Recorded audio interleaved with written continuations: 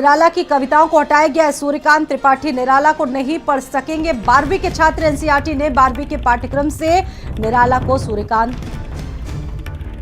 निराला की कविताओं को हटा दिया है। हिंदी साहित्य के महान रचनाकार हैं, जिनकी सभी रचनाएं पढ़ते हैं। हम सभी इनकी रचनाओं को देखकर पढ़े हैं और आगे बढ़े हैं। डॉक्टर सूर्यकांत त्रिपाठी निराला का बहुत सम्मान है, लेकिन अभी भी अब 12वीं के छात्र उनकी रचनाओं को नहीं पढ़ सकेंगे।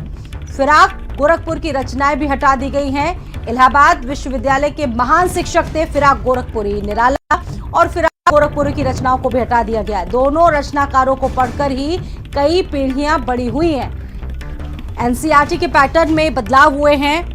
अब देखिए, सबसे महत्वपूर्ण बात, सोचने वाली बात कि इन दोनों ही साहित्यकारों की रचनाओं को हटा दिया गया है। निराला और फिराक गोरखपुरी दोनों रचनाकारों को पढ़कर ही कई पीढ़ियां बड़ी हुई। महान साहित्यकार निराला की कविताओं को हटा दिया गया है। ये बड़ी जानकारी मिल रही है। एनसीईआरटी के पैटर्न के हिसाब से सूर्यकांत त्रिपाठी निराला को नहीं पढ़ सकेंगे 12वीं के छात्र। एनसीईआरटी ने 12वीं के पाठ्यक्रम से निराला को हटा दिया है। फिराक गोरखपुरी को भी हटाया है। निराला हिंदी साहित्य के महान रचनाकारों में से एक, जिनकी रचनाओं को हम सभी पढ़ते हैं। डॉक्टर सूर्यकांत त्रिपाठी निराला का बड़ा सम्मान है, लेकिन अब 12वीं के छात्र उनकी रचनाओं को नहीं पढ़ सकेंगे। इसके पीछे क्या वजह है, क्यों हटाई गई ये रचनाएं, सवाल सभी के जहन में है।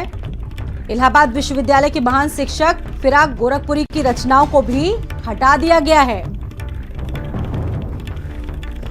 दोनों रचनाकारों को ही पढ़कर कई पीढ़ियां बड़ी हुई।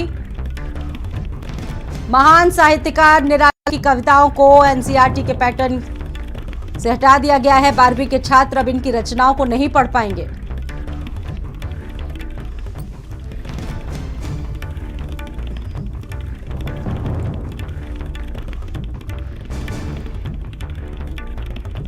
और इस खबर पर हमारे साथ हमारे सहयोगी संजय चौहान जुड़ चुके हैं और ज्यादा जानकारी के साथ। संजय, ये तो बहुत सोचने वाली बात है, अचरज का विषय है कि हम लोग इनकी रचनाओं को पढ़कर आगे बढ़े, और हम लोगों ने पढ़ा और आज भी विद्यार्थी इनकी रचनाओं को पढ़ रहे हैं।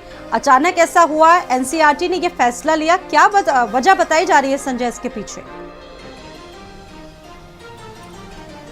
बिल्कुल, मैं स्वाति बताऊं आपको कि सूर्यकांत त्रिपाठी और निराला के नाम और निराला जी की रचनाएं अब तक की पीढ़ियों ने पढ़ करके आगे बढ़े हैं, लेकिन अचानक जिस तरीके से एनसीईआरटी के जो पाठ्यक्रम है उस पाठ्यक्रम से निराला जी की हो या फिर गोरखपुरी जी की रचनाओं को हटाया जाना अपने आप में हतप्रभ कर देने वाली ये घटना जैसी ही प्रतीत हो रही है। और कहीं ना कहीं सियासी गलियारों में सियासत भी तेज हो गई है। पिछले कई दिनों से इस मुद्दे को लेकर के, चाहे मुगल काल के इतिहास का मुद्दा रहा हो, उसे हटाए जाने को लेकर के सियासत तेज थी, लेकिन अब जिस तरीके से सूर्यकांत त्रिपाठी निराला जी की पंक्तियां, उनकी रचनाएं जो कहीं ना कहीं तमाम पीढ़ियों को आगे बढ़ने की का साहस देती है, एक मार्गदर्शक के रूप में नजर आती है और एक कुछ ना कुछ समाज में बेहतर करने के लिए प्रेरणा देती है, उन जैसे महान पुरुषों की रचनाओं को हटाया कहीं ना कहीं बेहद अपमानजनक जैसा प्रतीत होता है। लेकिन जिस तरीके से एनसीईआरटी ने अपने सिलेबस से इसको हटाया है,